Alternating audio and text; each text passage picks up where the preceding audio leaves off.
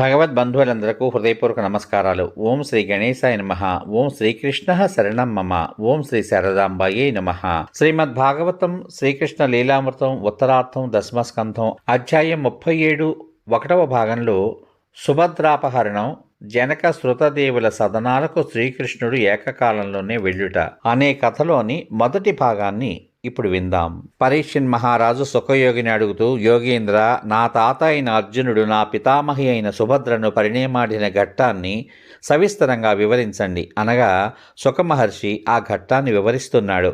రాజా, ఒకానొకప్పుడు మహావీరుడైన అర్జునుడు తీర్థయాత్రలు చేస్తూ ప్రభాస క్షేత్రం చేరి అక్కడ తన మేనత్త పుత్రి అయిన సుభద్రను దుర్యోధనునకు ఇచ్చి పెళ్లి చెయ్యాలని బలరాముడు నిశ్చయించినట్లు విన్నాడు. ఆ విషయంలో వసుదేవ శ్రీకృష్ణ బలరాములు ఇద్దరూ బలరామునకు వ్యతిరేకంగా ఉన్నట్లు కూడా విన్నాడు. ఆది నుండి సుభద్ర యందు విశేషానురాగం కలిగి ఉన్న పార్థుడు సన్యాసి వేషధారి అయి ద్వారకా నగరం చేరి చాతుర్మాస్య దీక్షాకాలం అక్కడే గడపాలని ఏర్పాటు చేసుకున్నాడు. బలరామ సమేతంగా ద్వారకావాసులందరూ అతడు త్రిదండి సన్యాసియే అన్న భావంతో యథోచితంగా సన్మానించారు. ఓ రోజున ఆ సన్యాసికి తన గృహంలో ఆతిథ్యం ఇచ్చారు. ఆ స్వామి కూడా ప్రేమగా సంతుష్టిగా భుజించాడు. పార్థుడు తత్సమయంలో భువన మోహిని అయిన సుభద్ర వైపు తదేకంగా చూశాడు. వీరశ్రేష్ఠుల చిత్తాలను సైతం తత్తరపరిచే రూపలావణ్యరాశి అయిన సుభద్ర దర్శన మాత్రంచే అర్జునుని నయనాలు ప్రేమ ప్రఫుల్లితాలయ్యాయి. ఆమెను పొంది తీరాలన్న వాంఛ అతనిలో బలీయంగా నాటుకుపోయింది. ఆమెను ఎలా అయినా వివాహం చేసుకోవాలన్న నిశ్చయం అతనిలో దృఢమైపోయింది. అర్జునుడు కూడా సామాన్యుడు కాదు కదా. సౌష్ఠవాంగుడైన అతడు అత్యంత సుందరుడు. అతని భావభంగిమలు స్త్రీల చిత్తాలను ఆకర్షించి వేస్తాయి. పార్థుని దర్శించి సుభద్ర కూడా అతడే తనకు పతి కావాలని నిశ్చయించుకుని మందస్మితం చేస్తూ లజ్జను అభినయిస్తూ అతని యందే దృష్టిని మనస్సును లగ్నం చేసి తన సర్వాన్ని మానసికంగా అప్పుడే అతనికి అర్పించుకున్నది. విశ్వైక వీరుడైన ఆ గాంధీవి కూడా ఆమెనే ధ్యానిస్తూ ఆమెను హరించుకుపోయే మార్గాన్వేషణలో లగ్నమైపోయాడు. ఆ జవ్వని పొందు అతనిలో తీవ్రం కాగా ఆ వీరవరుని మనస్సు చక్ర సదృశంగా తిరగసాగింది. అతడెంత మాత్రం మనశ్శాంతి లేని అవస్థలో చిక్కుకుపోయాడు. ఓ రోజున దైవ దర్శనార్థం రథారూఢుడాలై సుభద్ర ద్వారకా దుర్గం నుండి పురోగమించే సమయాన్ని అర్జునుడు పసిగట్టి దేవకీ వసుదేవుల శ్రీకృష్ణుని అనుమతి పొంది సుభద్రాపహరణం చేశాడు.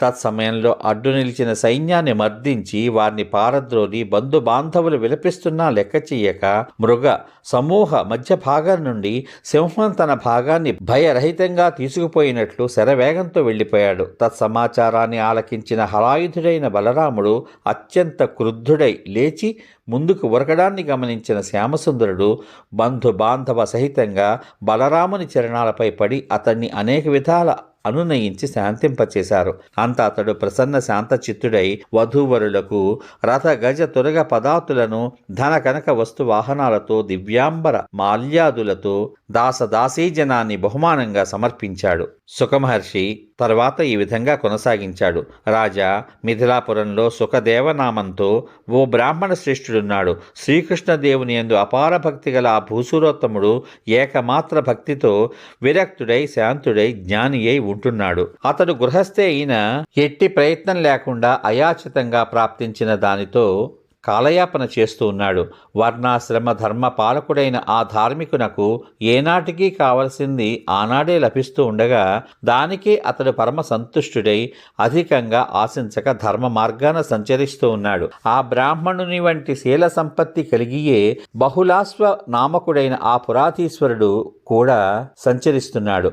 ఆ బ్రాహ్మణ క్షత్రియులు ఇద్దరూ శ్రీకృష్ణచంద్రుని యందు విశేష భక్తి గలవారే. శ్రీకృష్ణ పరమాత్మకు ఓనాడు ఆ భక్తులను ఇద్దరినీ అనుగ్రహించాలి అన్న సంకల్పం కలిగింది.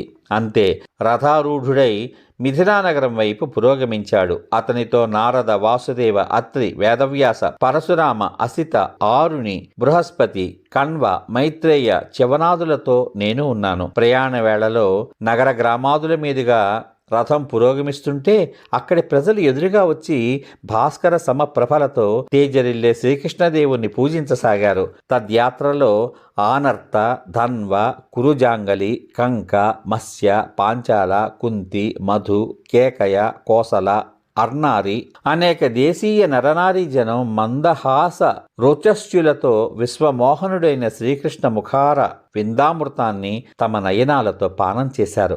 వారందరికీ శ్రీకృష్ణ భగవద్ దర్శన మాత్రంచే అజ్ఞానం దూరమై జ్ఞానోదయమైంది. వారందరినీ కరుణారస దృష్టులతో తిలకిస్తూ వాసుదేవుడు పురోగమించి మిథిలా నగరంలో ప్రవేశించాడు. శ్యామసుందరిని ఆగమన సమాచారం విన్న వారందరూ ఆ నగరంలోని ఆబాలగోపాలము యథాశక్తి కానుకలు గైకొని స్వాగతం పలుక ఎదురు వెళ్లారు. గోవింద దేవుని సందర్శన మాత్రంచే వారి నేత్రాలే కాదు, హృదయ కమలాలు కూడా వికసించాయి. అంతకు ముందెన్నడూ దర్శించని మహర్షులను మాధవుణ్ణి దర్శించి వారు తలలు వంచి ప్రణామాలు చేశారు. మిథిలాధీశుడైన బహుళాసుడు, భూసురోత్తముడైన శృతదేవుడు శ్రీకృష్ణదేవునకు స్వాగత సన్మానాలు చేశారు. తమని అనుగ్రహించేటందులకే ఆ దేవదేవుడు వచ్చాడని ఆయనకు సాష్టాంగ ప్రణామాలు చేశారు. బహుళాశ్వ శృతదేవులిద్దరూ ఆ దేవదేవుని ఏకకాలంలో ఆతిథ్యానికి శ్రద్ధాభక్తులతో పిలిచారు. ఇద్దరి ఆహ్వానాన్ని మన్నించిన వాసుదేవుడు 2 రూపాలలో ఇద్దరి గృహాలకు ఏకకాలంలో వెళ్ళాడు. నా గృహానికే నా ఇష్టదేవుడి పరివారంతో వచ్చాడని ఇద్దరూ పరమానందం చెందారు. తన సదనానికి శ్యామసుందరుడు అతిథిగా వచ్చాడని బ్రహ్మానంద భరితుడై ప్రేమయుక్త భక్త్యుద్రేకంతో అతిథులందరి పాదాలు ప్రక్షాళనం చేసి పరివార సమేతంగా ఆ పాదోదకాన్ని శిరస్సుపై ధరించి ఆనందాశ్రవులు రాలుస్తూ భగవానునకు తస్వరూపులైన మహర్షులకు దివ్యాంబర గో వృషభ గంధ మాల్యాదులను సమర్పించి సంతుష్టుడయ్యాడు. అతిథులందరూ సంతుష్ట చిత్తులైన తర్వాత ఆ రాజశేఖరుడు శ్రీకృష్ణ చరణారవిందాలను తన ఒడిలో పెట్టుకుని నెమ్మదిగా ఒత్తుతూ ఆనందంగా మధురంగా శ్రీకృష్ణదేవుని సంస్తుతించసాగాడు. సశేషం. ఇంతవరకు మీరు శ్రీమద్భాగవతం శ్రీకృష్ణ లీలామృతం ఉత్తరార్థం దశమస్కంధం అధ్యాయం 37లో 1వ భాగంగా సుభద్రాపహరణం, జనక శృతదేవుల సదనాలకు శ్రీకృష్ణుడు ఏకకాలంలో వెళ్ళుట అనే కథలలోని మొదటి భాగాన్ని విన్నారు. ఈ కథ యొక్క 2వ భాగాన్ని రేపటి భాగంలో అనగా శ్రీమద్భాగవతం శ్రీకృష్ణ లీలామృతం ఉత్తరార్థం దశమస్కంధం అధ్యాయం 37లో 2వ భాగంగా వింటారు. ఓం నమో భగవతే వాసుదేవాయ. సర్వే జనా సుఖినో భవంతు. ఓం శ్రీకృష్ణ పరబ్రహ్మణే నమః. శుభమస్తు. స్వస్తి.